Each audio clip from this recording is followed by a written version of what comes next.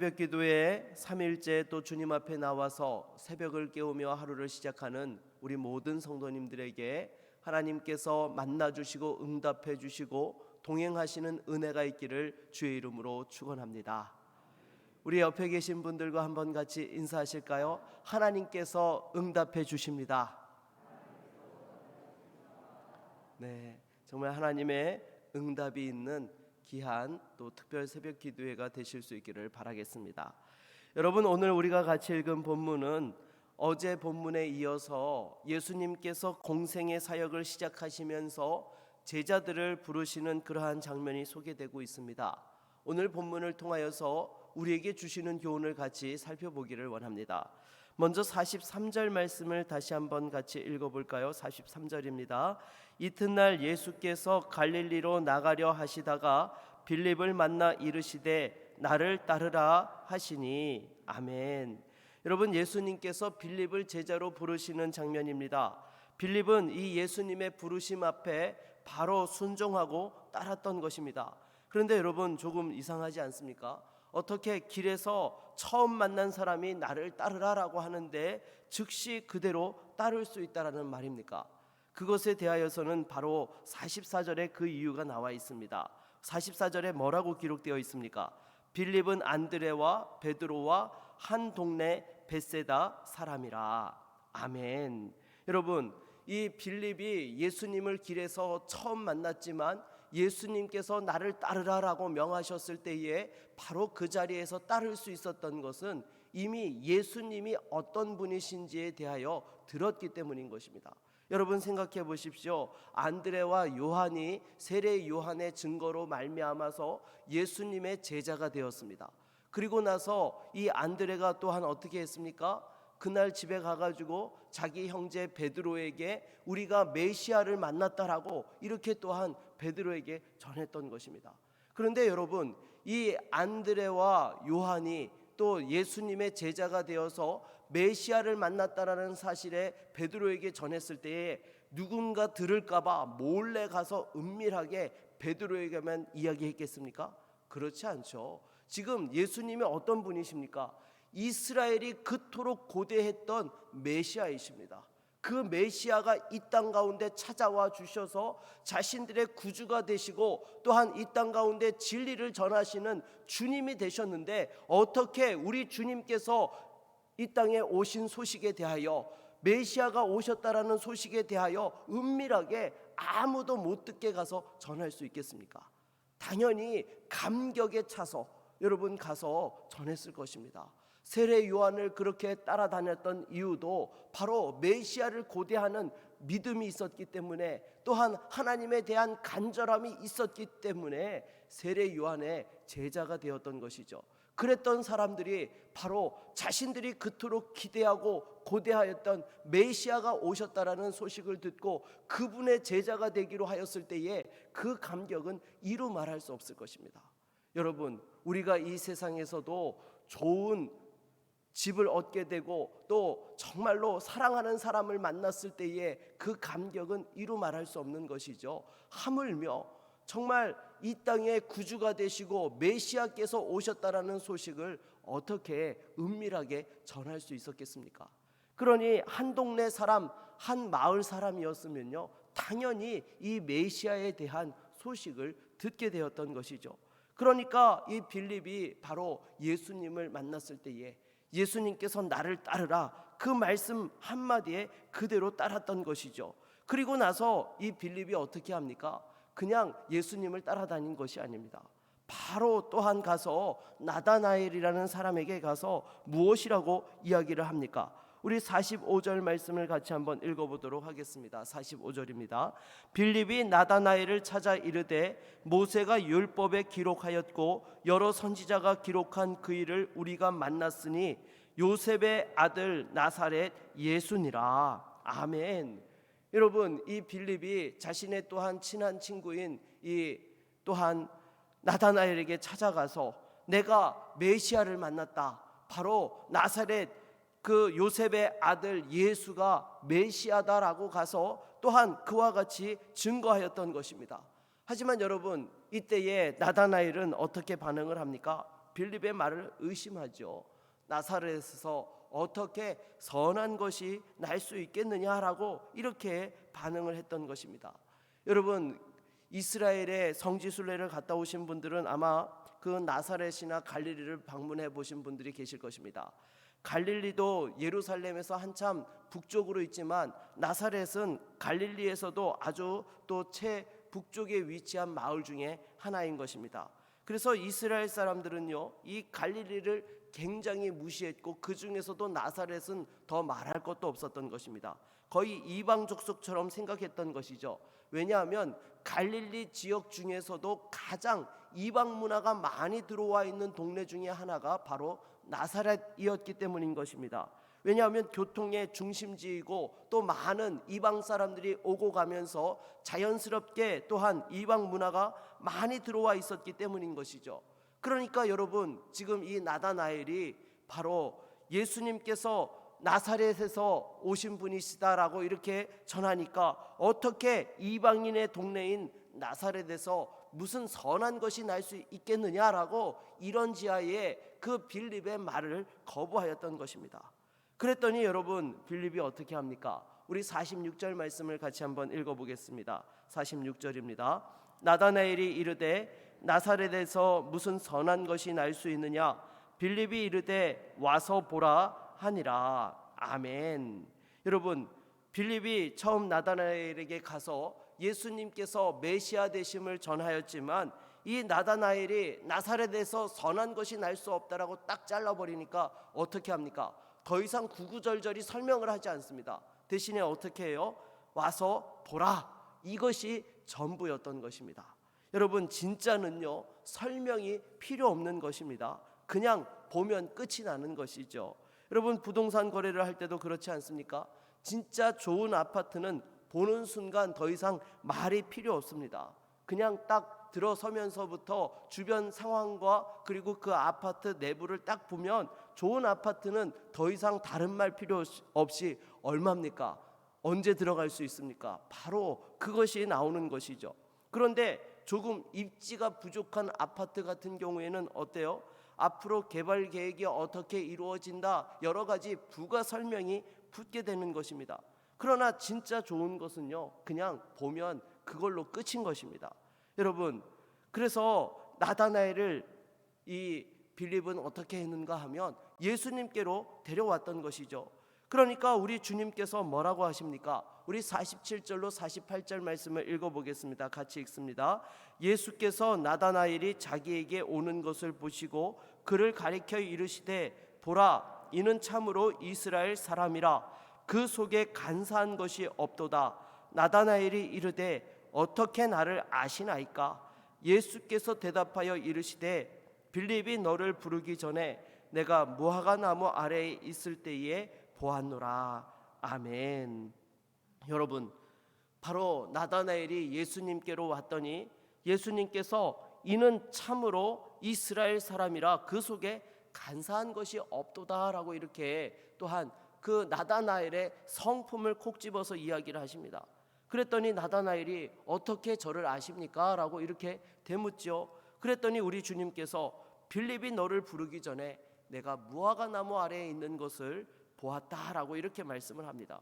그랬더니 여러분, 이 나다나엘이 뭐라고 반응을 합니까? 랍비여, 당신은 하나님의 아들이시오, 당신은 이스라엘의 임금이로소이다. 그냥 끝이 났습니다. 구구절절한 설명이 필요 없었어요. 빌립이 처음에 나사렛에서 구주 예수 그리스도 메시아께서 오셨다라는 이야기를 했을 때에 나다나엘이 거부하였지만 예수님 앞에 와서 딱 예수님과 한마디 하고 나니까 그 자리에서 바로 주는 바로 하나님의 아들이시오 이스라엘의 임금이십니다라고 이렇게 고백을 하였던 것입니다. 그런데 여러분, 참 이 예수님과 나다나엘이 주고받은 대화를 보게 되면 어떻게 보면 선문답처럼 보입니다. 아니, 그토록 나사렛에서 선한 것이 날 수 있는 것이 없다라고 거부했던 사람이 어떻게 예수님과 말 한마디 하고 나니까 바로 주는 예수님은 당신은 하나님의 아들이시오 이스라엘의 임금이로소이다라는 그런 고백이 나오게 된 것입니까? 거기에는요, 무화과 나무 아래에서 너를 보았다라는 그 말이 핵심인 것입니다. 여러분, 이 무화과 나무 아래에 있다라는 것은요, 당시 유대인들에게는 단순한 표현이 아닌 것입니다. 그 당시 랍비 문헌을 보게 되면 회당이 없는 작은 마을에서 율법을 공부하기에 가장 좋은 장소로 추천된 곳이 바로 무화과 나무 아래였던 것입니다. 왜 하필이면 무화과 나무냐? 이 무화과 나무가 이스라엘의 번영을 상징하는 그러한 나무였기 때문인 것입니다. 그러기에 여러분, 무화과 나무 아래에 있다라는 것은 열심히 하나님의 말씀을 묵상하고 진리를 찾고 있다라는 그런 뜻이 담겨져 있는 것이죠.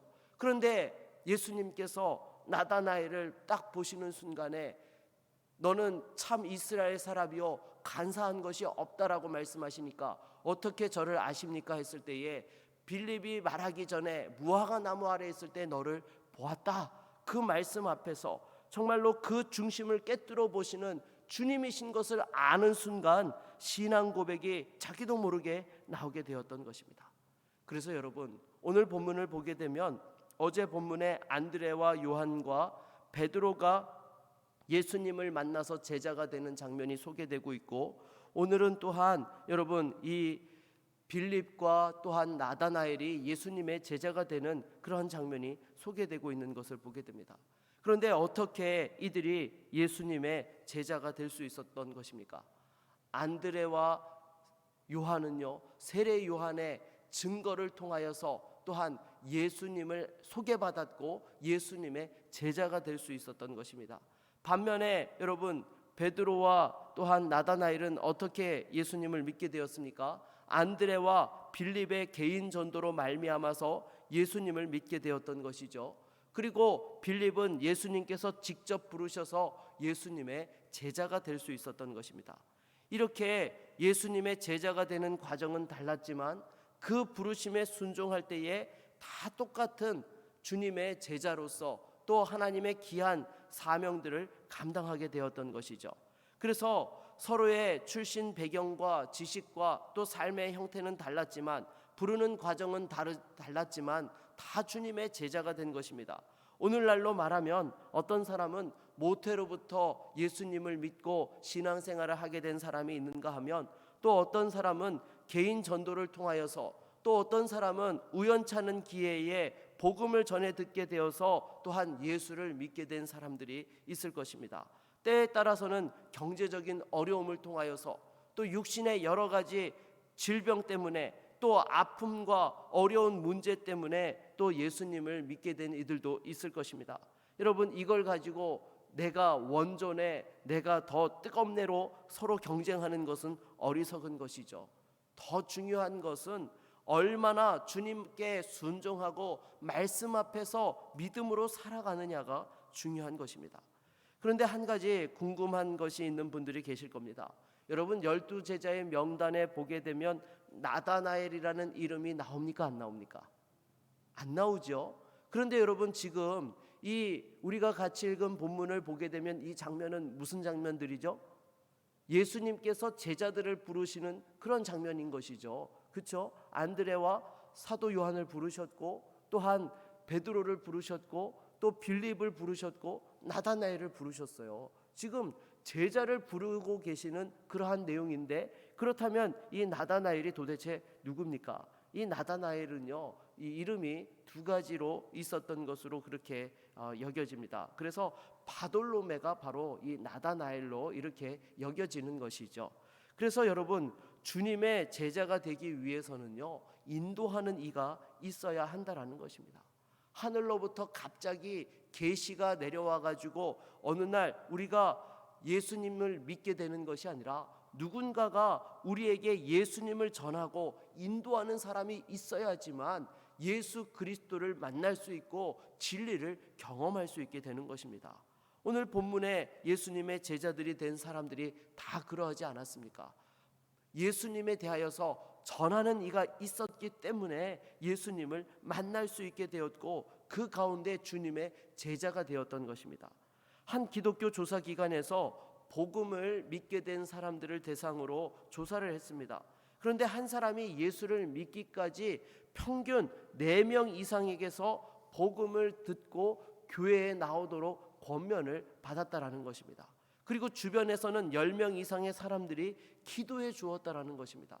그러니까 여러분, 한 사람이 예수를 믿게 되는 것은요, 그냥 누군가 가서 한번 예수 믿어라 라고 이야기해서 그렇게 예수 믿는 경우도 있지만, 대부분은 주변에서 그 사람을 위해서 기도하고 또 여러 차례 복음을 전하고 권하는 그러한 일들이 쌓여져서 그 가운데서 예수님을 믿게 되고 교회에 나와 신앙생활을 하게 된다는 것입니다.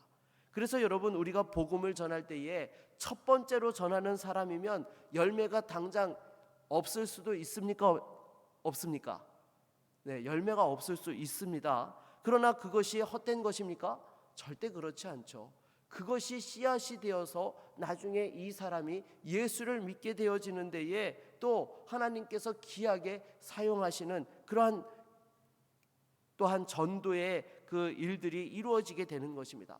그리고 만일 내가 네 번째 증거자가 되었다라고 한다면 여러분 어떻습니까?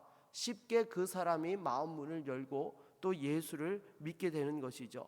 하지만 그것이 오로지 나만의 공로라고 할 수 있습니까? 그렇지 않죠. 이미 앞서서 그 사람을 위해서 기도하였고 복음을 전했던 사람들이 있었기 때문에 가능한 것입니다. 그래서 예수를 믿기 위해서는요, 바로 전하는 이 또한 인도하는 이가 있어야 된다라는 거예요. 여러분, 어떻게 주의 전이 채워지고 또한 예수 믿고 하나님 앞에 예배할 수 있겠습니까? 전할 때만이 이러한 일들이 이루어지게 되는 것입니다. 그냥 가만히 있으면요, 절대로 여러분 예수 믿고자 제발로 찾아오는 사람은요 극히 드문 것입니다. 물론 그런 경우도 보았습니다. 무엇인가 하면요, 제가 이렇게 새 가족들이 오게 되면 어떻게 우리 교회에 나오시게 되었습니까? 예수님을 어떻게 알게 되셨습니까? 라고 이렇게 묻습니다. 그랬더니 한 번은 이런 대답을 하시는 분이 계셨어요. 밤에 잠을 자다가 꿈에 하나님을 보았다고, 그래가지고 자기가 예수 믿어야 되겠다고 가까운 교회를 찾다 보니까 우리 교회를 나오게 되었노라고, 이렇게 뭐 특별하게 꿈을 통해서 또 스스로 제발로 나오는 분이 계시는데요. 근데 이런 분은요, 제가 손가락으로 꼽습니다. 이런 분은요 극히 드물어요. 다 대부분 99%는요 다 주변에서 인도해 주셔가지고 이렇게 또한 나와서 예수를 믿게 되었다라는 것이죠. 그런데 이렇게 복음을 전하고 전도를 한다라는 것은요, 특별한 훈련과 교육을 받아야지만 또 성경적인 지식이 일정 수준 이상이어야만 할 수 있는 것입니까? 그렇지 않습니다. 여러분, 안드레와 빌립은 신학교 문턱도 밟아본 적이 없는 사람이었습니다. 단지 예수님을 만났고 그 감격에 시몬에게 전하고 나다나엘에게 전했을 뿐인 것입니다. 여러분, 가장 쉬운 전도가 무엇인가 하면요, 내가 만난 예수님을 전하는 것입니다. 예수 만나기 이전과 이후에 내 삶에 하나님이 어떻게 역사해 주셨고 내게 주신 은혜가 무엇이고 내 삶에 예수님을 통해 받은 기쁨이 무엇인지 내가 경험한, 내가 만난 예수님을 자랑할 때에 그것이 바로 전도가 되는 것이고 그 가운데에 또한 예수를 믿는 은혜의 역사들이 일어날 수 있게 되는 것입니다. 그런데 악한 마귀는 어떻게 합니까? 전도라고 하게 되면 특별히 은사가 있어야 하는 것처럼 그렇게 사람들을 또한 전도하지 못하도록 마음을 주저앉게 만든다라는 것입니다. 물론 여러분, 전도에 특별한 은사가 있는 분들이 있습니까? 없습니까? 있습니다. 여러분, 정말 어떤 분은요 평생에 한 사람 전도하는 것을 목표로 해가지고 전도를 하는 분이 있는가 하면요, 어떤 분은 1년 52주를 전도하는 것을 목표로 해서 교회에 전도하시는 그런 분들이 계시다라는 것입니다. 하지만 중요한 것은요, 우리 안에 예수님을 만난 기쁨이 있고 감격이 있는 사람은요, 때를 얻든지 못 얻든지 전하고 그 속에서 복음의 역사가 이루어지게 되는 것입니다. 여러분, 무엇보다도 올 한 해 사랑하는 가족들 가운데 아직까지도 주님을 믿지 않고 있는 분들이 계십니까? 또 신앙생활하다가 낙심하고 시험에 들어 계신 분들이 계십니까? 여러분, 기도하십시오. 그리고 주님께서 주시는 그 마음을 가지고 전할 수 있기를 바라겠습니다. 반드시 하나님께서 마음 문을 여시고 역사해 주실 줄로 믿습니다. 말씀을 맺겠습니다. 여러분, 전하는 이 없이 예수를 믿을 수 없습니다. 예수님을 만난 사람만이 예수님을 전할 수 있습니다. 우리는 바로 이 일을 위하여 부르심을 받았고 성도가 된 것입니다. 나만 구원받는 것으로 만족해하는 것이 아니라 사랑하는 이들에게 생명의 주님을 전하고 축복의 통로로서 쓰임 받으며 예수 그리스도 안에서의 하나 되는 은혜와 기쁨을 누릴 수 있는 저와 여러분 모두가 되시기를 주의 이름으로 축원합니다. 우리 한번